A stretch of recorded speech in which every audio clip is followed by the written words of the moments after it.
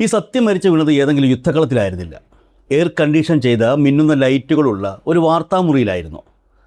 ആദർശങ്ങൾക്കും മാധ്യമധർമ്മത്തിനും പകരം അധികാരക്കൊതിയും വഞ്ചനയും മുഖാമുഖം നിന്ന ആ രാത്രി ചരിത്രത്തിലെ ഏറ്റവും വലിയൊരു രാഷ്ട്രീയ നാടകത്തിൻ്റെ ക്ലൈമാക്സ് കൂടിയായിരുന്നു. ഇത് കോൺഗ്രസ് നേതൃത്വം നൽകുന്ന ഐക്യ ജനാധിപത്യ മുന്നണിയെ അധികാരത്തിലേറ്റാൻ വേണ്ടി തങ്ങളുടെ സകല ധാർമ്മികതയും പണയപ്പെടുത്തിയ മീഡിയ വൺ എന്ന വാർത്താ ചാനലിൻ്റെയും അവരുടെ മുഖങ്ങളായ അജിംസ്, ദാവൂദ്, നിഷാദ് റാവുത്തർ എന്നീ 3 മാധ്യമപ്രവർത്തകരുടെയും സങ്കടത്തിൻ്റെ കഥയാണ്. സമയം രാത്രി 7:30 കഴിഞ്ഞിരിക്കുന്നു. മീഡിയ വൺ ചാനലിൻ്റെ പ്രധാന സ്റ്റുഡിയോയിൽ നേരത്തെ ഒരു നിശബ്ദത തളം കെട്ടി നിന്നു. ഔട്ട് ഓഫ് ഫോക്കസ് എന്ന അവരുടെ പ്രൈം ടൈം ചർച്ച ആരംഭിക്കാൻ മിനിറ്റുകൾ മാത്രമേ ബാക്കിയുള്ളൂ.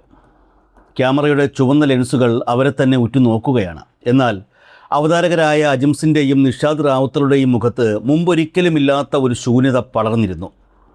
തൊണ്ടയിൽ വാക്കുകൾ കുരുങ്ങിക്കിടക്കുന്നു. ഭരണകൂടങ്ങളെ വിറപ്പിക്കുന്ന ചോദ്യങ്ങൾ ചോദിക്കാൻ തയ്യാറെടുക്കേണ്ട അവർ ഇന്ന് സ്വന്തം മനസാക്ഷിയുടെ കോടതിയിൽ പ്രതിക്കൂട്ടിലായിരുന്നു. അവർ വിശ്വസിച്ച, അവർ രാവും പകലും കഷ്ടപ്പെട്ട് കെട്ടിപ്പടുത്ത വലിയൊരു രാഷ്ട്രീയ നുണക്കോട്ട അവരുടെ കൺമുൻപിൽ വച്ച് തകർന്നു വീണിരിക്കുന്നു. തങ്ങൾ ആർക്കു വേണ്ടിയാണോ ഇത്രയും നാൾ ശബ്ദിച്ചത്, അവർ തങ്ങളെ നടുറോഡിൽ തള്ളിയിട്ട് മറ്റൊരു വഴിയിലൂടെ നടന്നു പോയിരിക്കുന്നു എന്ന സത്യം ഉൾക്കൊള്ളാൻ അവർക്ക് കഴിഞ്ഞിരുന്നില്ല. എന്താ സംഭവമെന്ന് പിടികിട്ടുന്നില്ല അല്ലേ?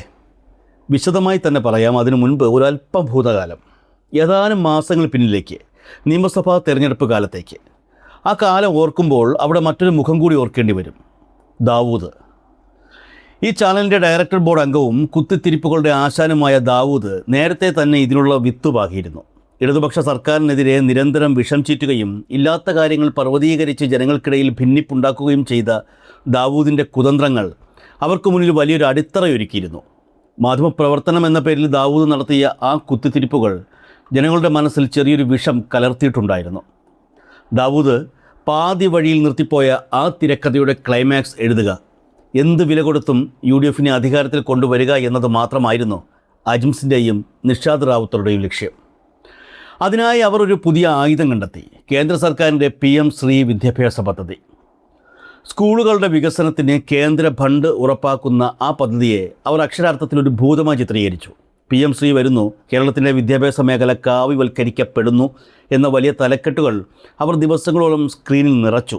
യഥാർത്ഥത്തിൽ ജനങ്ങളെ വഞ്ചിക്കുന്ന, സ്വന്തം പാർട്ടി പ്രവർത്തകരെ, സ്വന്തം വിദ്യാർത്ഥി സംഘടനയെ വഞ്ചിക്കുന്ന, യുവജന സംഘടനയെ വഞ്ചിക്കുന്ന, LDFിലെ ഘടകകക്ഷികളെ വഞ്ചിക്കുന്ന ഒരു സമീപനമാണ് LDF സർക്കാർ ഇക്കാര്യത്തിൽ സ്വീകരിച്ചിട്ടുള്ളത്. കേന്ദ്രം ഫെഡറലിസത്തെ തകർക്കുന്നു, വിദ്യാഭ്യാസത്തിൻ്റെ വർഗീയവൽക്കരണം, ഈ ജാതി സംഗതികളൊക്കെ കുറിച്ച് ഏറ്റവും ഗംഭീരമായി സംസാരിക്കുന്ന ആളുകളാണ്, സിദ്ധാന്തം പറയുന്ന ആളുകളാണ് നമ്മുടെ സംസ്ഥാനം ഭരിക്കുന്നത്.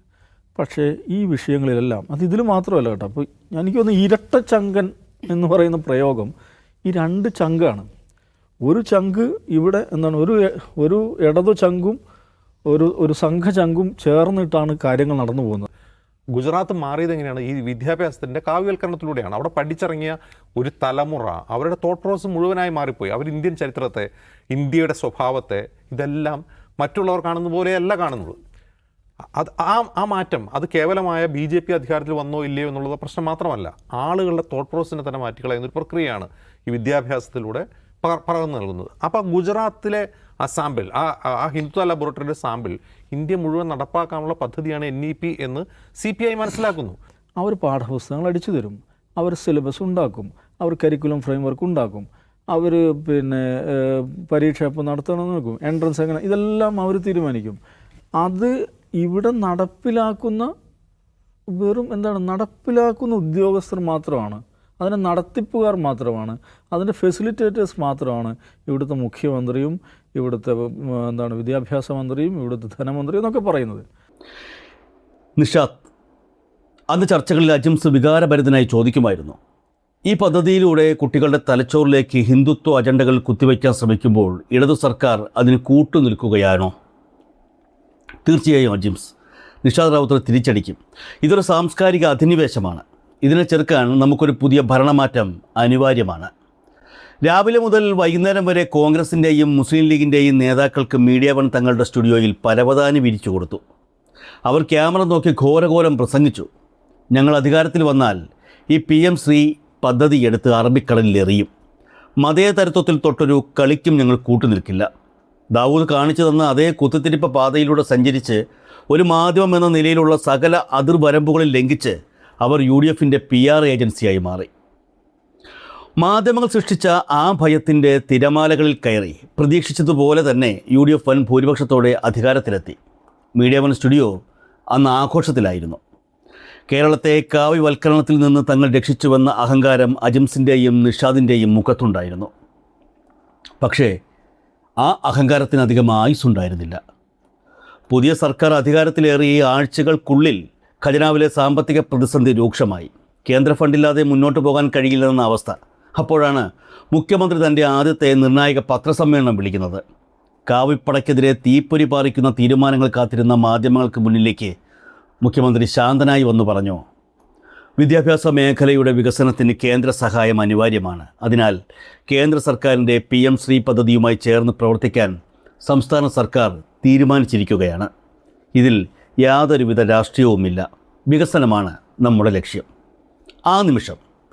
ആ ഒരു നിമിഷം മീഡിയ വൺ സ്റ്റുഡിയോയിൽ സമയം നിശ്ചലമായി. അജിംസും നിഷാദ് റാവുത്തരും തങ്ങളുടെ ചെവികളെ വിശ്വസിക്കാനാകാതെ തരിച്ചു നിന്നു. തങ്ങൾ മാസങ്ങളോളം ഏത് പദ്ധതിയാണോ ഫാസിസത്തിൻ്റെ കടന്നുകയറ്റമെന്ന് വിളിച്ച് ജനങ്ങളെ ഭയപ്പെടുത്തിയത്, അതേ പദ്ധതി UDF സർക്കാർ ഇരു കൈയും നീട്ടി സ്വീകരിച്ചിരിക്കുന്നു. അതും യാതൊരു ഉളുപ്പുമില്ലാതെ. പത്രസമ്മേളനം കഴിഞ്ഞയുടനെ പരിഭ്രാന്തിയോടെ അജിംസ് UDF നേതാക്കളെ, പ്രത്യേകിച്ച് മുസ്ലിം ലീഗ് നേതാക്കളെ ഫോണിൽ വിളിക്കാൻ ശ്രമിച്ചു കാണും. അറബിക്കടലിൽ PM ശ്രീയെ എറിയുമെന്ന് പറഞ്ഞവരെയൊന്നും അപ്പോൾ ഫോണിൽ കിട്ടുന്നില്ല എന്ന് പുള്ളിക്ക് അപ്പോഴായിരിക്കും മനസ്സിലായത്. എല്ലാവരും അജ്ഞാതവാസത്തിലാണ്. ഒടുവിൽ ഫോണെടുത്ത ഏതോ ഒരു കോൺഗ്രസ് നേതാവ് ഇങ്ങനെ മറുപടി പറഞ്ഞു കാണും, അതൊക്കെ തെരഞ്ഞെടുപ്പ് കാലത്തെ രാഷ്ട്രീയമല്ലേ അജിംസേ, ഫണ്ട് കിട്ടാൻ കേന്ദ്രവുമായി വെറുതെ എന്തിനാണ് ഏറ്റുമുട്ടുന്നത്, നിങ്ങളിതൊരു വലിയ ഇഷ്യൂ ആക്കണ്ട. ഔട്ട് ഓഫ് ഫോക്കസായ ജീവിതങ്ങൾ. അജിംസ് ആ കസേരയിലേക്ക് തളർന്നിരുന്നു കാണും. കോൺഗ്രസ് എന്ന പാർട്ടിയുടെ ചരിത്രം തങ്ങൾക്കറിയാമായിരുന്നില്ലേ? അവർക്ക് ആദർശങ്ങളോ നിലപാടുകളോ ഇല്ല, അധികാരം മാത്രമേയുള്ളൂ. അധികാരമില്ലാത്തപ്പോൾ മതേതരത്വം പ്രസംഗിക്കുകയും അധികാരത്തിൽ വരുമ്പോൾ പണത്തിനു വേണ്ടി കേന്ദ്രവുമായി സന്ധി ചെയ്യുകയും ചെയ്യുന്നവരുടെ തനിനിറം അറിഞ്ഞിട്ടും തങ്ങൾ അവർക്ക് വിടുപണി ചെയ്യുകയായിരുന്നുവെന്ന തിരിച്ചറിവ് അവരെ വല്ലാതെ പൊള്ളിച്ചു കാണും. തങ്ങൾ ജനങ്ങളെ വഞ്ചിക്കുകയായിരുന്നു. ആ നുണയുടെ കോണിപ്പടിയിലൂടെയാണ് UDF അധികാരത്തിലേറിയത്. ഇപ്പോൾ അവർ ആ കോണിപ്പടി ചവിട്ടി ഓടിച്ചിരിക്കുന്നു. രാത്രി 7:55 ക്യാമറാമാൻ കൗണ്ട് ഡൗൺ കാണിച്ചു. ഓൺ എയർ ലൈറ്റ് തെളിഞ്ഞു. നമസ്കാരം, ഔട്ട് ഓഫ് ഫോക്കസിലേക്ക് സ്വാഗതം, അജിംസ് പറഞ്ഞു തുടങ്ങി. ആ ശബ്ദത്തിൽ പഴയ ഗാംഭീര്യമുണ്ടായിരുന്നില്ല. അതൊരു തോറ്റ മനുഷ്യൻ്റെ ശബ്ദമായിരുന്നു. തൊട്ടടുത്ത് നിഷാദ് റാവുത്തരും നിസ്സഹായനായിരുന്നു. ദാവൂദ് തുടങ്ങി വച്ച കുത്തിത്തിരിപ്പുകൾ ഏറ്റെടുത്ത് തങ്ങൾ നടത്തിയ ഈ വലിയ മാധ്യമ ഗൂഢാലോചന വെറുമൊരു രാഷ്ട്രീയ കച്ചവടത്തിന് മുന്നിൽ തകർന്നടിഞ്ഞല്ലോ എന്നോർത്ത് അയാളും നീറിപ്പുകഞ്ഞു. സർക്കാരിനെ വിമർശിച്ചാൽ തങ്ങൾ പറഞ്ഞ പഴയ ന്യായങ്ങൾ ഓർമ്മിപ്പിക്കേണ്ടി വരും. UDFനെ നാണം കെടുത്താൻ അവർക്ക് കഴിയില്ല. എന്നാൽ സർക്കാരിനെ ന്യായീകരിച്ചാൽ ജനങ്ങൾ തങ്ങളെ പരിഹസിക്കും. ഇരുതല മൂർച്ചയുള്ള വാളിൽ കഴുത്തമർത്തി വച്ച അവസ്ഥയായിരുന്നു അവർ.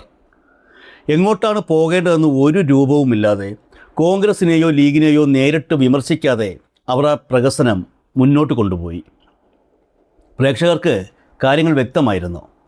തിരഞ്ഞെടുപ്പ് കാലത്ത് കേരളത്തിൻ്റെ രക്ഷകരായി വേഷം കെട്ടിയവർ ഇപ്പോൾ സ്വന്തം വാക്കുകളെ വിഴുങ്ങാൻ പാടുപെടുന്നത് ജനങ്ങൾ പരിഹാസത്തോടെ നോക്കിക്കണ്ടു. അവരുടെ ഓരോ നെടുവീർപ്പിലും വഞ്ചിക്കപ്പെട്ടവൻ്റെ നിസ്സഹായതയുണ്ടായിരുന്നു. ക്യാമറകൾ ഓഫായി. സ്റ്റുഡിയോയിലെ ലൈറ്റുകൾ അണഞ്ഞു. അജിംസും നിഷാദ് റാവുത്തരും ഇരുട്ടിൽ പരസ്പരം നോക്കാതെ തല കുനിച്ചിരുന്നു. മാധ്യമധർമ്മം വിറ്റ് കാശാക്കുന്നവർക്കുള്ള ഏറ്റവും വലിയ ശിക്ഷയായിരുന്നു ആ നിമിഷം. സത്യം പറയാൻ ബാധ്യതയുള്ളവർ അധികാരത്തിൻ്റെ ഇടനാഴികളിൽ വെറും വിടുപണിക്കാർ മാത്രമായി ചുരുങ്ങിയപ്പോൾ അവർക്ക് നഷ്ടപ്പെട്ടത് സ്വന്തം അസ്തിത്വമാണ്.